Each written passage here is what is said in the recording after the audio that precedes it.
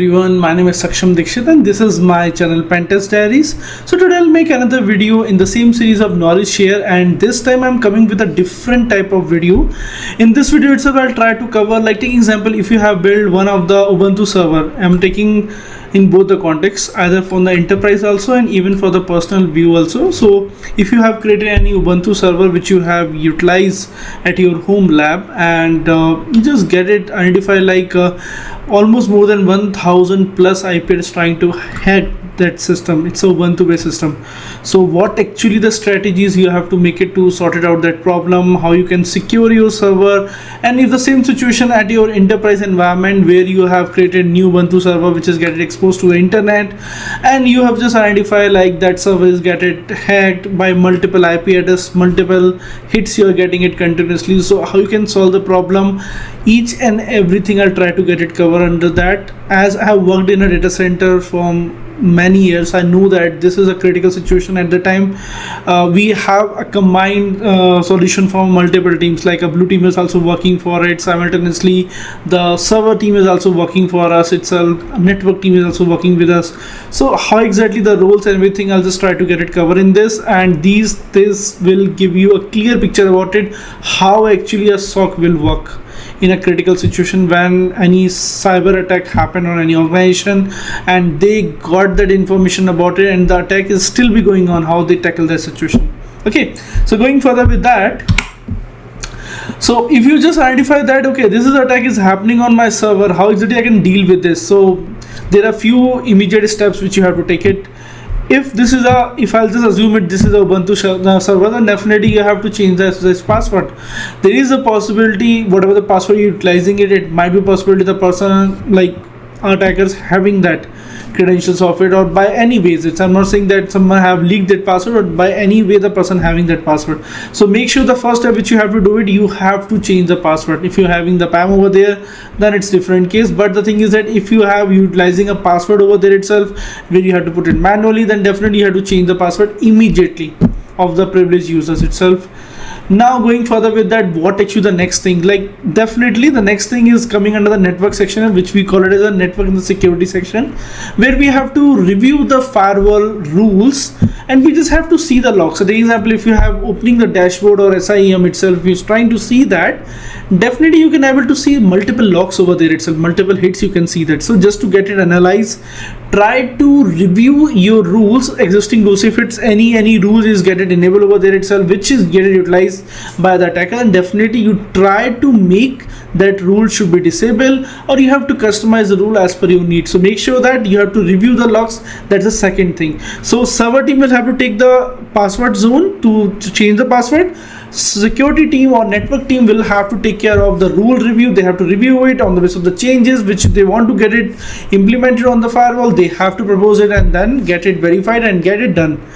Now going further with the next, which is also a part of the server team, where I can say that secure other services. So take example, if you have built a server, there are a number of services you have started, like multiple packages you're trying to get installed on your server. Unfortunately, you have forget to remove the default configuration, or if you have installed any package which is a vulnerable on having multiple CVEs available on internet, then in that case make sure that service should be disabled. You have to identify like what exactly the service packages you install it on your server which is not utilized, and if there is any known vulnerability available in the market, make sure you have to disable that service not to get it exposed to the internet. That's one of the things which we have to take care of it. These two tasks is taken care by the server team straightforward. They're not supposed to wait for it, they have to analyze it. Analysis is one of the thing in all the cases when any cyber attack happen, you have to analyze it on the basis of the pattern only. You can identify how exactly the attack is going further with that and how they reach it. So don't go with the in a hurry itself, try to do the analysis first appropriately. Go for these steps first so that at least you can secure the setup and then you can approach for it how to secure it completely. Going with another one which we call it as the update and the patch, I can see that this is not the step which we can do it immediately, as definitely if any update is over there itself which is pending, and we can update it immediately. But if it's I can say that your local system, definitely you can update it, you can patch it as per your need, you can do that.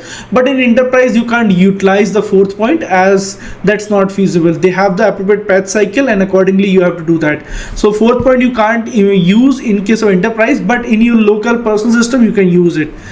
Going further with that, investigate further itself. How, like the example, these steps you take it, now you have to investigate also. So in that, log analysis is one of the things, like you have to take the logs from multiple sources, either from the server, from SIM, from the firewall, from the IPS, from the WAF, from multiple sources you try to gather the logs. Even if you're getting it from the SIM, that's far better. Other than that, you have to get it, analyze it, the logs, and analysis will give you different type of view, like what exactly is happening. In couple of cases, few appliances have identified that attack will be a false type of thing, or different type of scenarios get triggered. So make sure you have to correlate the logs from multiple sources, so that you can able to identify appropriate key attack, what exactly the main reason behind it. The root cause analysis is coming under that category of the log analysis, which you have to do it. Going further with that, identify the vulnerability. So take example, if you want to get it identified, like this is the step which you have to take it later phase itself. So if you want to identify the vulnerabilities, definitely there are multiple scanners are available, or if you're looking for the open source, like if for your home itself, you can definitely have to use the OpenVAS. But if you are working in enterprise, definitely you have a VM setup over there itself, you have the scanners in place, you can scan your server straightforward just to see what actually on the basis of the signature which we have it on a vulnerability scanner, we can get it identified, like is there any unknown is there any known vulnerability available on your server, anything is not appropriate patch, if any unwanted software get utilized which is not up to date, or vulnerable software utilizing on a server itself, you can get it identified very easily using the scanner. Now going further with that, additional security measures. So what actually the additional security measures we can take it? Disable the root login. That was one of the thing. I'm not saying that you have to disable all the time itself, but this is also one of the measure. Disable root login, and you have to give it the privileges to any user itself. One or two users you have to give the privileged root rights, you have to give into that. Make sure root user you have to get it disabled at that time itself if you want to go for the additional measures. Now going with the two-factor authentication, which you have to be get it implemented, that's also most important. This will give you an extra layer of security for servers itself if it get exposed to the internet. By that way itself, you can secure your server and no one can reach your server straightforward. So MFA is also one of the things which you can get it implemented and sorted out the problem. Keep software updated, that's one of the thing, like whatever the software you have it on your server, make sure that should be up to date. If any known exploit is available in a market itself, make sure you have to coordinate with the vendor just to ask for the latest release and accordingly try to make it. And if they don't have an appropriate solution for it, in the meantime you have to implement appropriate control in place, so that at least you are on a secure zone, not your software will not impact the whole server. So that is also one of the things which you have to be take care of it. Strengthen security measures. So how exactly? So SSH configuration, that's one of the things which we have discussed about it. Either we have to access either we have to disabling a root login, that's one of the things which we have discussed about it. Otherwise we have to go for the strong password, like changing a password from a weak password to the strong password. Definitely in enterprise we have multiple controls over there itself, so definitely they have to use a strong password. But I'm talking about even for the personal laptop or your personal server which you have deployed on at your home. So if you want to secure it, definitely you have to make it a strong password for it, and make sure you have to disable the root login, get it assigned any other user has a root privileges, similar like that. And access control, that's most important all the time itself. So the limited access to be to the services to be get it granted, not everyone having the full rights over there itself. So if the person don't require the access, in case of enterprise, definitely revoke the access after a time itself. If the person don't require the access the particular server, make sure that you have to revoke that access. Even if the person required it on the frequency basis, like example after every month or 3 months or 6 months, a year itself, you have to review the roles and accordingly try to revoke the access for the users who is not accessing the server from a longer time. I can give it example for one of the cases, like when I am working for a security, And at the time, what exactly is happening? In couple of cases of vulnerability management tool, I'm just accessing it. I'm seeing that few guys we have granted the access, but they haven't logged in on that. So what exactly the thing is that we have the pattern over there. So we simply have to send the mail to them asking them why they're not accessing it. If they don't require it, we can revoke the access. So if you're not getting the response, and if you're not getting the appropriate justification from their side why they're not utilizing it, then definitely we can revoke the access. So that is one of the pattern by which you can secure that instead of providing unwanted access to everyone, you can revoke the access and limit the access to those guys who really required that. Going further with that, now intrusion detection prevention is also one of the thing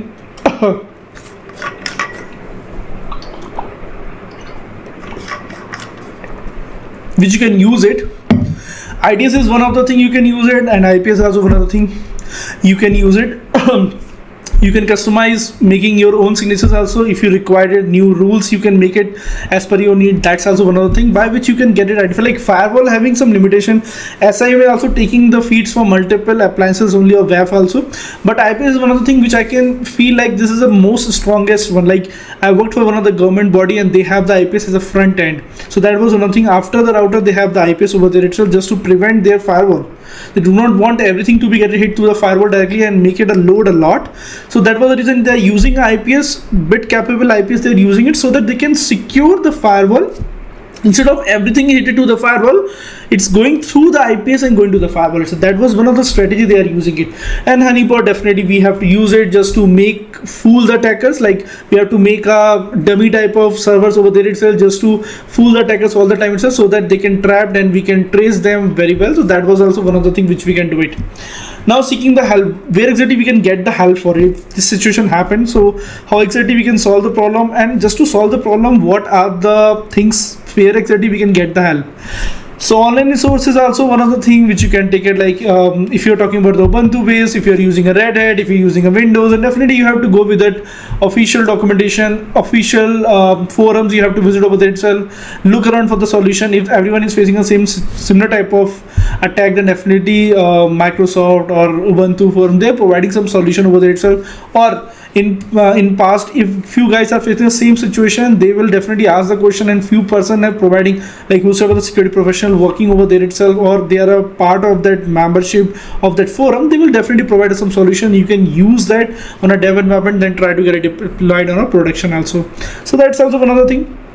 Security professionals is most important. Like in couple of cases, few persons just ask me, like I think if I can remember it, I think 5 to 6 years back, the person, most of the guys are having a thought, like if we just purchase multiple appliances and get it deployed in a data center, what's the need of the security professional? We can automate the system and everything can work appropriately.